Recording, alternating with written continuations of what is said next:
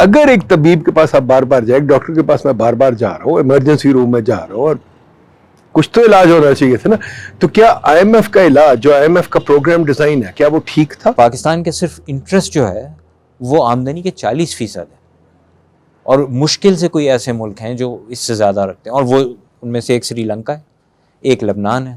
ان دونوں کے حالات تو آپ کو پتہ ہے. غالباً ارجنٹینا کا یہ اتنا نہیں ہے, اور ارجنٹینا کا بھی ہم سے حال خراب ہے.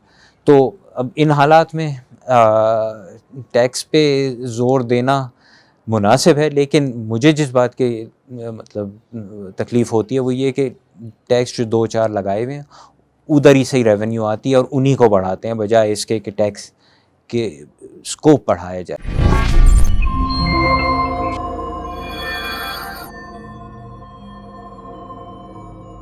Welcome to P I D. جی, ہم پی آئی ڈی کی ڈیبیٹس ریگولرلی کرواتے ہیں. Today I have a special privilege and I am extremely happy to present to you Asim حسین.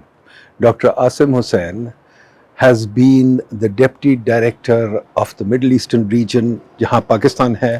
تو یہ سینئر موسٹ بندے تھے اس ریجن میں. he was in charge of this region, اور پاکستان ان کے نیچے آتا تھا. اور ڈاکٹر عاصم حسین, آپ نے سب نے سنا ہوگا کہ ان کو اسٹیٹ بینک کے گورنر لانے کی بھی بات ہو رہی تھی, پر پھر آپ کو پتہ ہے ہمارے ملک میں ہمیشہ پالیٹکس آ جاتی ہے. تو we lost one of the best candidates for governor which is Asim Hussain. He would have been a very good governor of the state bank. Sorry, I should put that down. Not a political governor, governor of the state bank. تو عاصم صاحب آئے تو میں نے کہا ان سے ذرا ہم ان کی برینز پک کر لیں اور دیکھیں کہ کیا یہ کہہ رہے ہیں. عاصم صاحب بتائیے, چھوٹا سا سوال ہے آپ سے. پاکستان 75 سال سے آئی ایم ایف کی گرفت میں ہے. 75 سال میں ہم نے 23 پروگرام کیے. 23 پروگرام, آپ کو پتہ ہے ہر پروگرام 1 سال, 1.5 سال, 2 سال, 3 سال, ہمارا تو کھنچتا ہی جاتا ہے. کچھ پروگرام ہم کمپلیٹ بھی نہیں کرتے. تو آپ پہلے یہ بتائیں کہ what is the problem, why is it that we can't achieve adjustment on a sustainable basis? اس کا آسان جواب تو نہیں ہے, لیکن میرے خیال سے لوگ سمجھتے ہیں کہ پاکستان کی پالیسیز کیپچر ہو جاتی ہیں اشرافیہ ایلیٹ گروپس میں, اور اس کی وجہ سے پرائیویٹ سیکٹر کو یا بزنس کو آزادی نہیں ملتی انویسٹمنٹ کرنے کی وغیرہ وغیرہ. پاکستان کے بجٹ ایشوز بہت زیادہ ہیں, اخراجات زیادہ ہیں, آمدنی حکومت کی بہت کم ہے. اسی طرح فارن ایکسچینج کی پرپیچول کمی رہتی ہے, امپورٹس زیادہ ہیں, ایکسپورٹس کم ہیں. ایون ریمیٹنسز ملا کے بھی ایکسپورٹس اتنی نہیں کافی ہوتی کہ آپ امپورٹس کو کور کر سکیں. تو اس وجہ سے بار بار مسئلے اٹھتے ہیں, اور بار بار کرائسس آتی ہے, بار بار پھر آئی ایم ایف سے یا اور جگہوں سے سپورٹ ڈھونڈی جاتی ہے. وہ جب مل جاتی ہے وقتی طور پہ مسئلہ حل ہو جاتا ہے. اس وقت جب سپورٹ لینے کے خاطر پالیسی ایڈجسٹمنٹ کرتے ہیں. مجھے ایک بات بتائیں, آپ کا department, you were in charge, not of Pakistan by the way, یہ ایک آپ کی اجازت نہیں مجھ کو. one of the senior guys in that department, it was under you, whether you were in charge of Pakistan or not, it was under you. میں اب آپ سے آئی ایم ایف پہ ایک دعویٰ کرنا چاہتا ہوں کہ جی اگر ایک طبیب کے پاس آپ بار بار جائیں, ایک ڈاکٹر کے پاس میں بار بار جا رہا ہوں, ایمرجنسی روم میں جا رہا ہوں, اور کچھ تو علاج ہونا چاہیے تھا نا, تو کیا آئی ایم ایف کا علاج, جو آئی ایم ایف کا پروگرام ڈیزائن ہے, کیا وہ ٹھیک تھا یا آپ اس میں کوئی خامیاں سمجھتے ہیں؟ دیکھیں, ایک طرف تو یہ کہا جا سکتا ہے نا کہ اگر ایک صاحب بیمار ہوتے ہیں اور وہ 10 سال 20 سال 30 سال 50 سال بیمار ہی رہتے ہیں یا بار بار بیمار ہو جاتے ہیں, تو آپ کہہ سکتے ہیں کہ اس میں ڈاکٹر کی علاج کی غلطی ہے. اب یہ بھی کہہ سکتے ہیں کہ اس کو جو بات کہی جاتی ہے وہ کبھی کرتا نہیں ہے. تو اب زبردستی مثال کے طور پہ جب میں ڈاکٹر کے پاس جاتا ہوں تو مجھ سے یہ کہا جاتا ہے کہ کھانے پینے پہ ذرا دھیان رکھو, احتیاط کرو, اور دوسرا یہ کہ ایکسرسائز باقاعدگی سے کرو. اب دونوں باتیں کرنے میں تھوڑی سی مشکل ہوتی ہے. رفتہ رفتہ میں شاید سیکھ رہا ہوں. میرے خیال سے ہماری حکومتیں یہ اس قسم کے سبق شاید نہیں سیکھی, یا اگر سیکھتی بھی ہیں تو پھر نئی حکومت آ جاتی ہے اور وہ دوبارہ سے سیکھنا پڑتا ہے. بٹ آئی ایم ایف پہ جو تنقید آتی ہے نا وہ یہ آتی ہے کہ آئی ایم ایف کا بہت زور ہوتا ہے ٹیکسیشن پہ, کہ ٹیکس لگاتے جائیں, اور ٹیکسیشن بھی ایسی لگاتے جائیں کہ اگر ایک چیز پہ ٹیکس لگی تو دوبارہ لگا دیں. جیسے بجلی پہ بار بار ٹیکس لگا دو, جیسے آپ نے ٹیرفس پہ ایک ٹیرف لگا دیا, پھر سرچارج بھی لگا دیا, پھر ریگولیٹری ڈیوٹی بھی لگا دی. ایکسپینڈیچر جب حکومت کے بڑھتے ہیں اس کو IMF نہیں روکتی. تو ایکسپینڈیچر کو روکنا, جیسے کہ اب ہم نے اتنا بڑا ایک وہ پبلک انویسٹمنٹ وہ پروگرام بنا دیا ہے خیرات کا, جس کو BISP کہتے ہیں, احساس کہتے ہیں. تو IMF کہتے ہیں اس کو اور بڑھا دو, ٹھیک ہے, پر ادھر سے ٹیکس بڑھا دو, تو ہماری اکانومی ایک قسم کی ان بیلنسڈ ہو گئی ہے. یہ بھی تو تنقید آتی ہے, کیا خیال ہے آپ؟ اب مسئلہ ہمارا یہ ہے کہ ہمارے اخراجات آمدنی سے تو بہت زیادہ ہیں, لیکن اخراجات اگر آپ اور ممالک سے کمپیئر کریں تو اتنے نہیں ہیں. دراصل ہماری جو بڑی غیر معمولی بات ہے وہ یہ کہ ہمارا ٹیکس ٹیک بہت کم ہے جب باقی دنیا سے کمپیئر کرتے ہیں. تو وہ ایک مسئلہ شروع سے رہا ہے, کوئی دینے کو تیار ہی نہیں. اور آپ دیکھیں تو ملک میں ویلتھ تو کافی ہے, یہ ضرور ہے کہ بہت کم لوگوں کے پاس ہے, بہت زیادہ اسکیوڈ ہے, لیکن جن کے پاس ہے بہت ہے, اور وہ اس کا بہت منیمل حصہ حکومت تک پہنچنے دیتے ہیں, اور اس کی وجہ سے حکومت کے ہاتھ پھر بند جاتے ہیں. یہ بھی ضرور ہے کہ جو خرچے حکومت کرتی ہے وہ بڑے فضول کے کرتی ہے, ان خرچوں کے بہت سی چیزوں میں ریٹرن اچھے ہوتے نہیں. تو ہر طرح سے مسائل تو ہیں.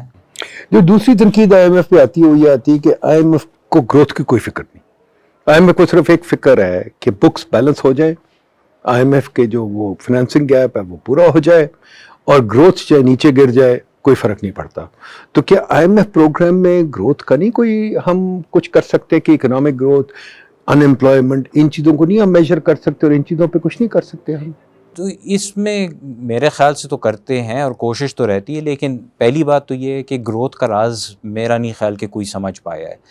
نوبل laureates تک اکنامکس میں یہ آپ کو نہیں بتا سکیں کہ گروتھ کرنے کا راز یہ ہے.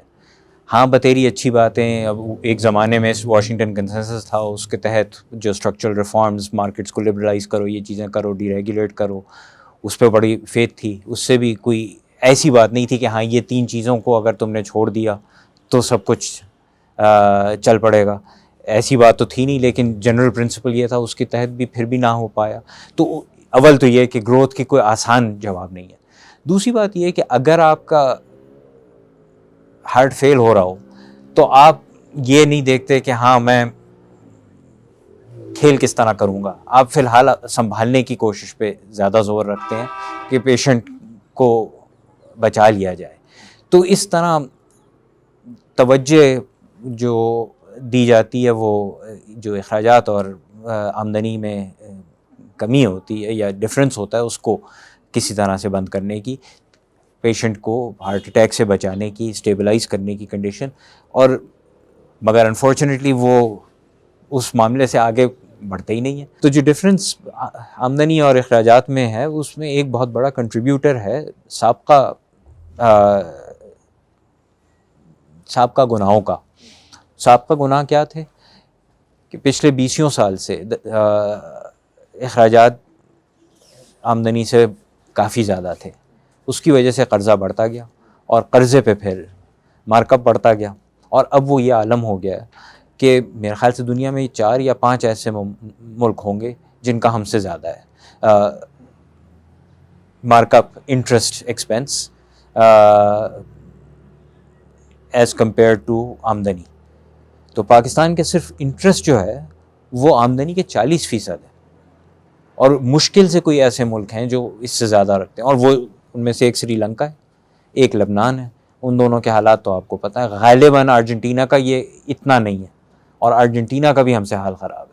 تو اب ان حالات میں ٹیکس پہ زور دینا مناسب ہے, لیکن مجھے جس بات کی مطلب تکلیف ہوتی ہے وہ یہ کہ ٹیکس جو 2-4 لگائے ہوئے ہیں ادھر ہی صحیح ریونیو آتی ہے, اور انہی کو بڑھاتے ہیں بجائے اس کے کہ ٹیکس کے اسکوپ بڑھایا جائے, ٹیکس کے نیٹ کو بڑھایا جائے. جو لوگ ٹیکس نہیں دے رہے ہیں ان کو کس طرح لایا جائے. کہنا آسان ہے, کرنا ظاہری بات ہے بہت مشکل. اچھا بتائیے, it's supposing and it's not out of the ordinary, quite likely آپ کو آ جائے گی ایک دن آفر فائنانس منسٹری کی. So if you get it, what would your fund program be? فٹ آ کے آپ سے مطالبہ کروں گا. تو ڈاکٹر ندیم جو ہے میرے استاد تھے آئی ایم ایف میں, nowhere else but in the I M F. تو نہیں سیریسلی دو میرے خیال سے اس بات سے بچنا مشکل ہے کہ جو گیپ ہے ریونیوز اور ایکسپینڈیچرز میں اور ڈومیسٹک دا پبلک فائنینسز, اور دوسری طرف جو اس کا ریفلیکشن ہے gap on the external side foreign exchange receipts versus foreign exchange expenditures, اس کو کلوز کرنے کا کوئی صورت نکالنی پڑے گی. تو بڑی اچھی بات ہے کہ ہم ایکسپورٹس کو بڑھائیں گے, لیکن ایکسپورٹس کو ایسی بات نہیں کہ آپ نے ایک ماچس سے تیلی جلائی اور وہ آپ نے آگ لگا دی اور ایکسپورٹ بڑھنے لگ گئے.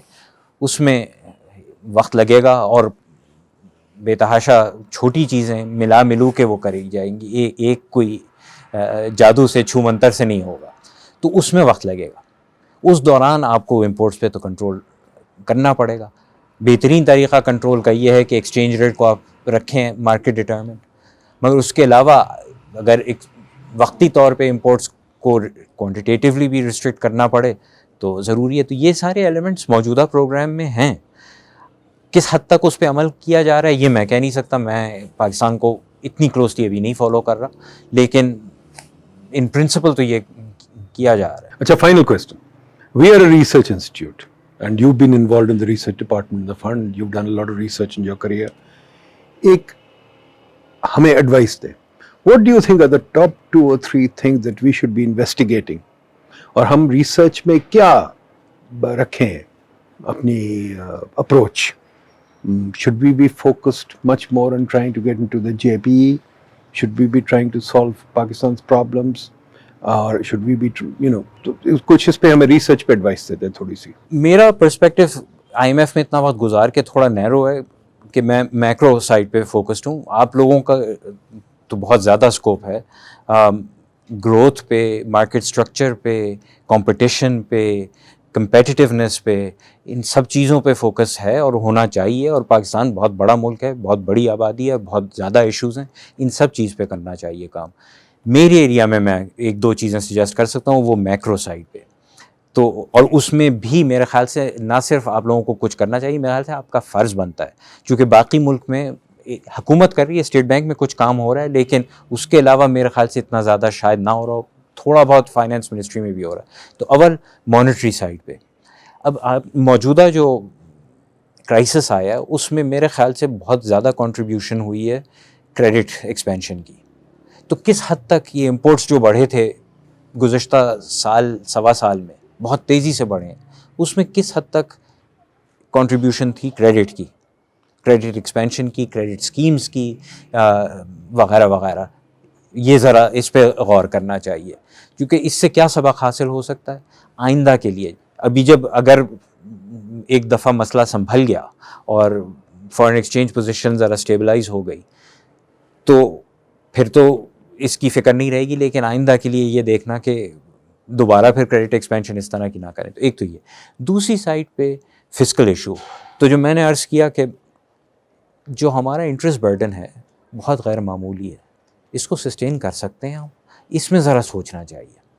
اور لوگ بات کرتے ہیں فورن ڈیٹ ریسٹرکچرنگ وغیرہ وغیرہ, پرائیویٹ ڈیٹ ہمارا اتنا ہے نہیں, مطلب پرائیویٹ ایکسٹرنل ڈیٹ, اس کو ریسٹرکچر کر کے شاید کچھ فائدہ ہو, لیکن غالباً اتنا زیادہ نہیں ہوگا.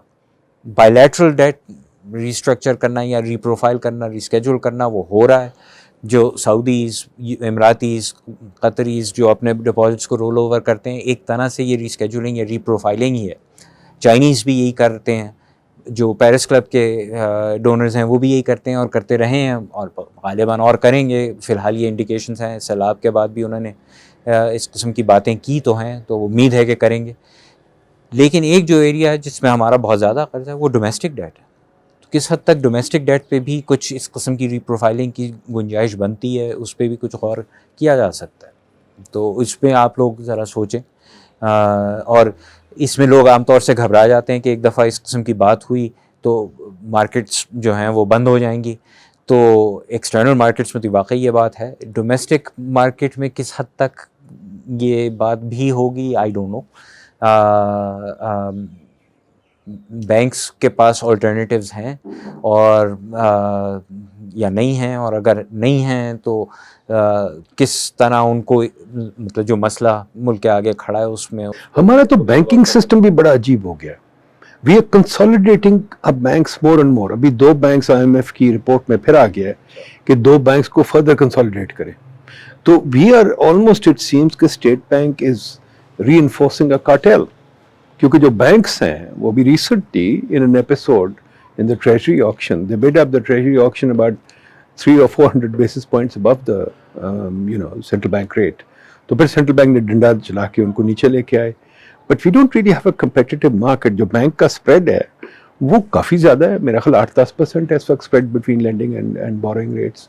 تو ایک سائڈ پہ وہ ہے, دوسری سائڈ پہ ہماری کریڈٹ مارکیٹ بہت فریگمنٹڈ ہے, because we only have big national banks, we have no local جیسے کریڈٹ یونینز یا وہ ریجنل بینکس یا whatever, all those things we don't have. تیسری سائڈ پہ ہماری اسٹاک مارکیٹ از ڈائنگ. ہماری اسٹاک مارکیٹ ہوتی تھی ایک زمانے میں 20% of GDP, now it's 10% of GDP, and new issues کوئی آ نہیں رہے. تو اچھا, تیسری جو another side is کہ جو آپ کی گورنمنٹ بانڈ مارکیٹ ہے, IMF for the last almost 5-6 maybe 10 programs has been saying کہ جی اس کو ریشنلائز کرو, آپ ایک ڈیٹ آفس بناؤ, یہ وہ. بٹ وہ آلسو ٹینٹیٹیو ریکمنڈیشن ہے, بیکاز ویو گٹ the government savings market is very fragmented. ایک سائڈ پہ پرائز بانڈز وغیرہ ہیں, دوسری سائڈ پہ وہ ہیں آپ کے ڈیفینس بانڈز ہیں, پھر آپ کے PIBs اور وہ دوسرے بانڈز ہیں, اور ان کی آپس میں کوئی ریلیشن شپ, کوہیژن نہیں ہے, کوئی ییلڈ کرو نہیں بنتا. تو سم ہاؤ PID یہ کہتا ہے کہ یار why don't we consolidate the debt market and make it into one big debt market which is not run by the central bank but run outside the central bank, so that people have clarity on what's happening. Again, the debt office that's in the Ministry of Finance seems to play the yield curve all wrong. کہ جب interest rate بڑھتا ہے تو وہ short term وہ long term بیچ دیتے, short term بیچ دیتے ہیں, جب گرتا ہے تو لانگ ٹرم بیچ دیتے ہیں. تو یہ بھی بہت بڑی کنفیوژن ہے.